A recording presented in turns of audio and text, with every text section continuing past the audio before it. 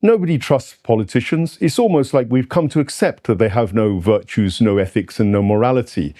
Is that an acceptable situation?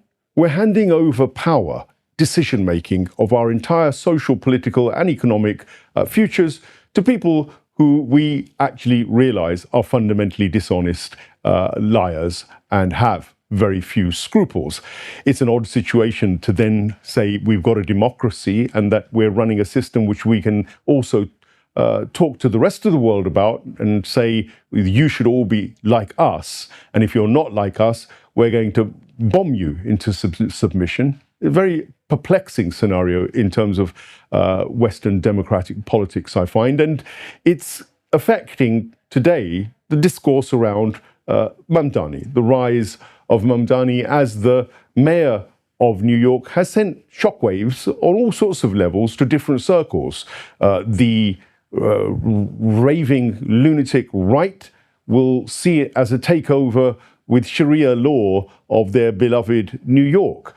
The Muslims will be judging him by the yardstick of Gaza, or whether he's going to carry out the virtue ethics of an Abrahamic code.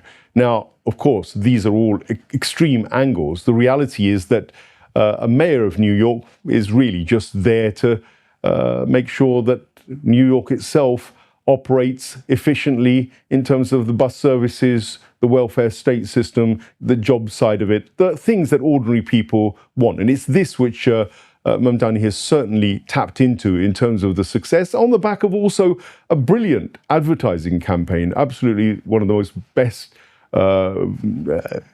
demonstrations of public relations of a politician that I've seen since Saatchi and Saatchi did Thatcher back in the day. So there are ways of getting politicians to win elections and look squeaky clean and seem like they're with the people. Donald Trump is an example of someone who rode the populist high, the populist wave, if you like. And that seems to be where generally society is going. It's using people's fears around immigration. It could be fears around work. It could be fears around the other, the terrorist. These are all ways that politicians now use to come to power. But when they come to power, they're faced with a fixed establishment, a very solid structure. And invariably, the argument is that nobody can really dismantle the civil service or the mechanisms and the systems that actually drive the system. Liz Truss, former British MP who didn't last very long, I heard a few days ago talking about how it was the deep state which actually made things difficult for prime ministers, and actually it wasn't the fault of politicians, but actually there was an entire mechanism which prevented them from doing what they thought was best for the people. I'd go a step further. In previous narratives, I've made it clear that I find the connection between the oligarchs, the transnational corporation powers, the state and the media rather uncomfortable. The cozy relationship between this triumvirate is disturbing, because with it they can control how you think, they can control policy, they can also invest a huge amount of money into making sure that you think the way they want you to think and feel the way they want you to feel. And in the context of the rise of transhumanism, the notions of climate catastrophism, other issues that are around economic austerity, gender dysphorias, and the situation of forever wars. These are just some of the issues which politicians sell to us, and they'll package it according to whatever the interests, I think, are of the techno-feudalism that is rising, that in the background it's the men with money that still pull the strings. In Mamdani's case, he's very good friends with the son of George Soros. Soros is well known to be an active participant in bending politics in the direction that he wants. He's also a sworn Zionist. And it's this connection with Zionism which is also interesting, that they seem to be on all sides of the political spectrum. So whether it's Mr. Mamdani or whether it was Cuomo, in the background there were still hints of not only oligarchs but also Zionists who had a huge degree of influence over this political race. And it really just represents the bigger macro race between, say, when we saw Biden and Trump. Again, were we really being given a choice? Was there a real difference? Look at Starmer and whether it was Rishi Sunak. Not much change in the policies there either, as far as I can see. So there is this notion now in my head that actually, no matter which politician comes into power, ultimately they serve the oligarchy and they don't serve ordinary people. And this is hugely problematic.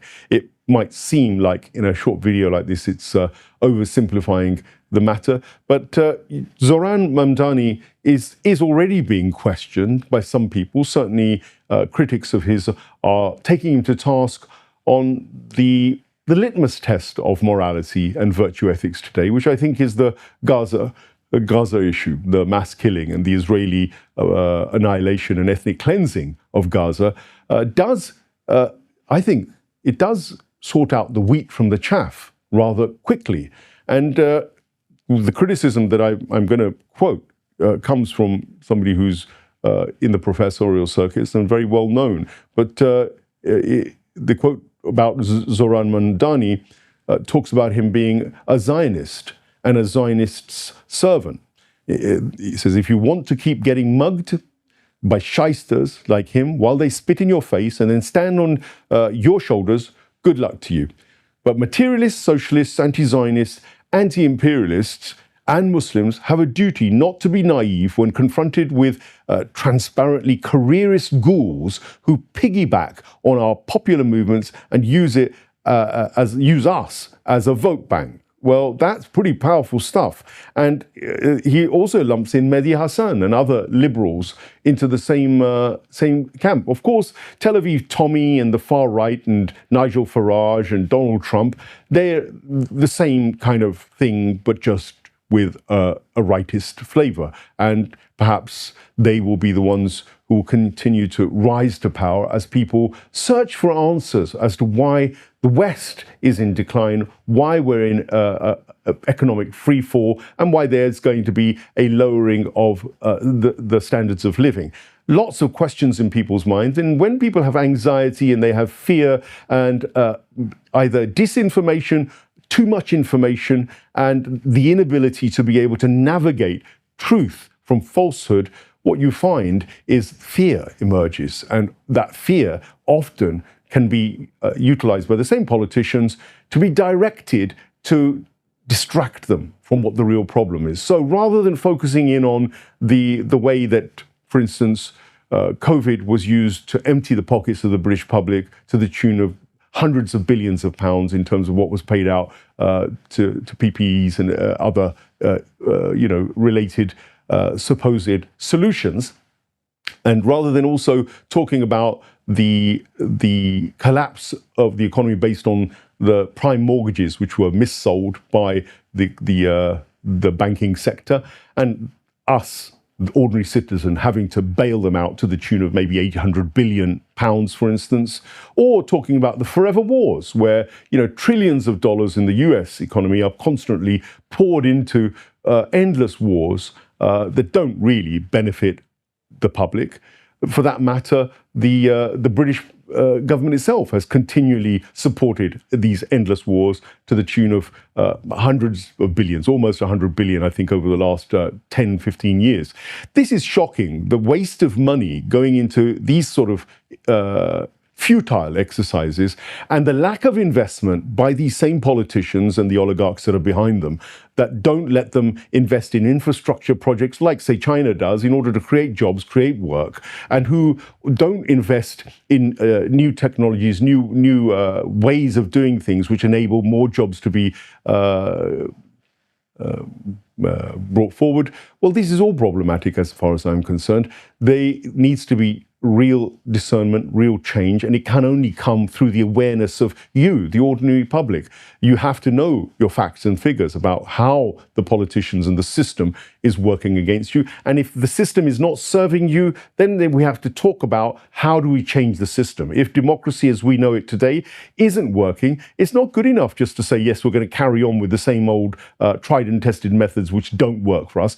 We have to have discussions, and serious ones, about how that political structure, how the economic structure, and how the general societal structure can be improved so it serves the ordinary family, it rebuilds community, it rebuilds jobs and confidence in people, it builds a cohesive society. And it can't be just done with words, it has to be done with, I think, radical actions. I have solutions in my mind. I've come across people who are building alternative communities, who are creating alternative spaces and have a vision and a dream which isn't totally based on profiteering. It isn't totally based on using the housing market as a way of becoming wealthy. And even that now, the middle classes are finding out that rather naive assumption that they could use houses and homes as a way of becoming wealthy is now coming home to roost, and there's no such thing. So on so many levels, what neoliberalism and neoconservatives have brought to us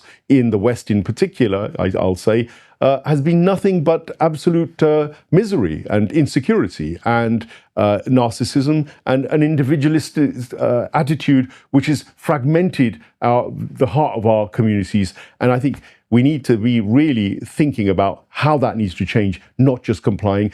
The first stage is resistance and non-compliance to those things which clearly don't benefit you.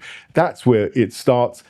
Simply going along with what these politicians administer or what the media legitimates is not good enough. And we need to make that change, and we need to make it now.